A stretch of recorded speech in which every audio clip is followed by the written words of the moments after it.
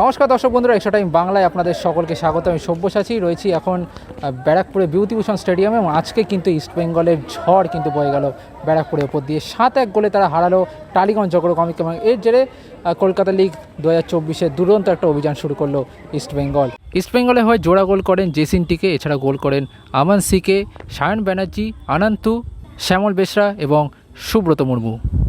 এবং গোটা ম্যাচটা ধরে জোর বলা যায় দুরন্ত খেলা ইস্টবেঙ্গলের, দুরন্ত দাপট লাল হলুদ ব্রিগেডের। টালিগঞ্জ অগ্রগামী কিন্তু সেভাবে দাঁড়াতে পারেনি, যদিও দ্বিতীয়ার্ধে একটা দুরন্ত গোলে কিন্তু টালিগঞ্জ একটা চান্স তৈরি করেছে, 2-1 ফল হয়েছে, কিন্তু তারপর 5 গোল করে কিন্তু ইস্টবেঙ্গল একবারে ঝড় তুলে দেয় দ্বিতীয়ার্ধে এবং এর জেরে 7-1 গোলে জয় পায় লাল হলুদ ব্রিগেড। এই জয়ের জেরে কিন্তু অত্যন্ত খুশি ইস্টবেঙ্গলের হেড কোচ বিনো জর্জ।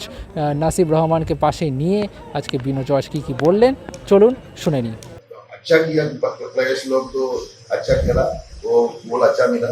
फिर भी मैं बोल रहा हूँ सभी हमारा जो फोकस है, सभी टीम बहुत अच्छा है कलकत्ता टीम में। मैं हर टाइम में यही एम्फोसिस कर रहा है क्योंकि Calcutta league one of the best league in the India. So against Mohan बगान, ईस्ट बंगाल, मोहम्मदन स्पोर्टिंग सभी टीम उसका डबल देते हैं। तो इसलिए मेरे को देखो आज 7 गोल में जीता, ये बड़ा विन है ऐसा कुछ नहीं है।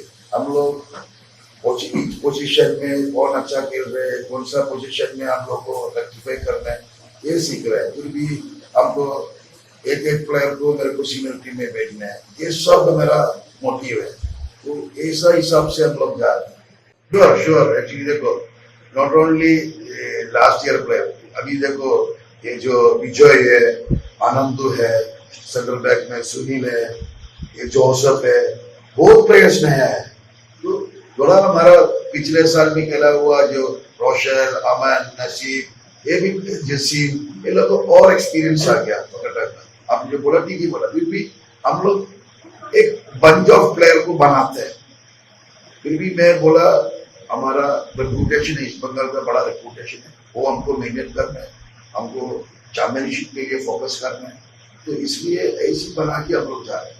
बस बोला हम लोग अभी तक कोई प्रैक्टिस मैच नहीं खेला, हम लोग अभी तक टीम पूरा सेट नहीं हुआ। खाली 10 दिन में हम लोग इतना टीम ट्रेनिंग किया। I want to check with Sunil, with Manotosh, I have चाकू मंडी, I have Adil. So this year I have lot of option. सो इसमें ऑप्शन मिलेगा, हमको कंपटीशन आएगा। ये हमारा टीम का इम्प्रूवमेंट के लिए बहुत अच्छा है। अभी देखो अमन है, रोशन है, Vijay, you can see that Vijay is a good player. Sayan is there, and one more winger also with me. Sanjeev is there. So I don't know when Carlos coach come, maybe how many players will go for the senior team. But I want to make a bunch of good players and make a good for them senior or whatever. Sayan got man of the match. Today I'm telling you, everybody's played good, but Nasib today he played good football because one year as he said. अभी उसको पता है Calcutta league क्या है, क्या कैसे खेलना पड़ता है, वो उसको भी एक्सपीरियंस हो गया।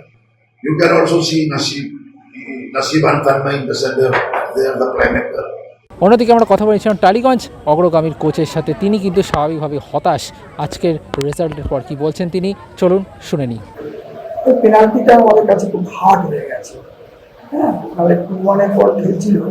তবে সমস্যাটা আসল জায়গায় আমি 5 দিন প্র্যাকটিস করতে চেয়েছিলাম, তার আগে দেখিনি।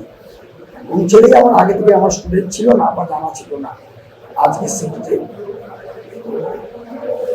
এখন বোঝা গেল যে ওরা এখনো অতটা ফিট নয় বা আমাদের কিছু খেলার ভুল হয়েছে, নিশ্চয়ই ভুল হয়েছে। তো সেই ভুলটা ছেলেদের ধরবো না, কোচ হিসাবে আমি। তবে একটা জিনিস তো জানেন, কোচ যা বলে তা হয় না, হ্যাঁ, সেটার জন্যই হয়েছে। আমার কিছু বলার থাকবে না আজকে কোনো কথা, কোনো 7 গোল তো 7 না, 7-1 ভেরি ব্যাড। তবে আমি রেফারির সম্বন্ধে কিছু বলবো না, আরো সম্বন্ধে কিছু বলবো না, ভুল মানতে হয়েছি। আমার কোচিং জীবনে 40 ইয়ার্সের আমি কোচিং করেছি, বহু জায়গায় করেছি, আপনারা জানেন কিনা জানি না। আমি স্পোর্টস অথরিটি অফ ইন্ডিয়ার হেড করছিলাম। আমি বাচ্চা চছেলেদের নিয়ে ফরেনারদের এগেনস্টে মনমানের সাথে আমি 10 জনে ড্র করেছি, মহাদানকে হারিয়েছি, এই টালিগঞ্জকে হারিয়েছি, মহানপুরকে হারিয়েছি, বাচ্চা ছেলেদেরকে।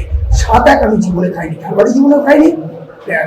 তাই আমি মনে করছি আমার এখন বিতাড়িত না হওয়া উচিত বল থেকে। আমি যোগ্য নই, খুব খুব দুঃখিত।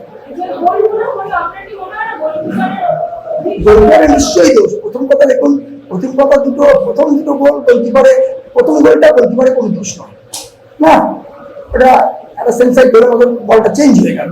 ওর যদি না লাগাতো পা তাহলে ও পেয়ে যেত।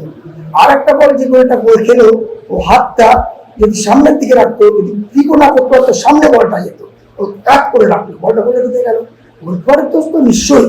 গোলকিপার কিন্তু আমাদের ভালো গোলকিপার, কারণ আমি ওকে খেলোয়াড় হিসাবে আমার পাশে ওকে প্রথম পেয়েছি, কিন্তু ওর সম্বন্ধে শুনেছি ও অনেক ভালো খেলেছে, কিন্তু অনেক এক্সপিরিয়েন্স গোলকিপার, প্র্যাকটিসও খারাপ করেনি, সব ঠিক আছে, ভালো লাগেনি। লেটেস্ট নিউজ আর এক্সক্লুসিভ ভিডিওর সঙ্গে আপডেট থাকতে এখনই সাবস্ক্রাইব করুন আমাদের ইউটিউব চ্যানেল। বেল আইকনে ক্লিক করতে ভুলবেন না যেন।